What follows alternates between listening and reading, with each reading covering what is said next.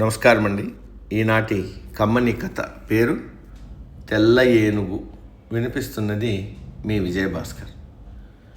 దండకారణ్యం అనే దట్టమైన అడవులలో ఒక తెల్ల ఏనుగు ఉండేది. అది చాలా ఉత్తమ గుణాలు గల ఏనుగు. ఆ ఏనుగుకు తల్లి ఉండేది. దానికి కళ్ళు కనిపించేవి కాదు. ఆ తెల్ల ఏనుగు తన తల్లిని చాలా బాగా చూసుకునేది. అరణ్యమంతా తిరిగి రుచికరమైన పళ్ళను తెచ్చి తల్లికిచ్చేది. అన్ని రకాల సేవలు చేసేది. ఒకనాడు ఆ తెల్ల ఏనుగు ఆహారం కోసం వెళ్ళినప్పుడు దానికి మానవుడి ఏడుపు వినిపించింది. తెల్ల ఏనుగు ఆ మనిషి వద్దకు వెళ్ళి కారణం అడిగింది. అప్పుడు ఆ మానవుడు, నేను ఈ అడవిలో దారి తప్పి ఇటుగా వచ్చాను. 3 రోజులుగా తిరుగుతూ ఉన్నా. నేను వెళ్ళాల్సిన దారి తెలియడం లేదు అన్నాడు. అప్పుడు ఏనుగు ఆ మనిషికి అడవి చివరన ఉన్న అతని గ్రామం వరకు దారి చూపించింది.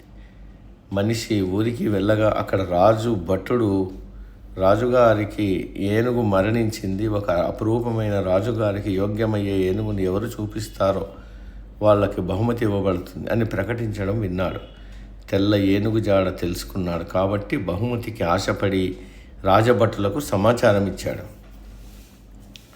వారు ఆ తెల్ల ఏనుగును వలవేసి పట్టారు. రాజధాని నగరానికి తెచ్చారు. ఆ ఏనుగుకు ఎంతో మర్యాద చేశారు. పుష్పాలతో అలంకరించారు.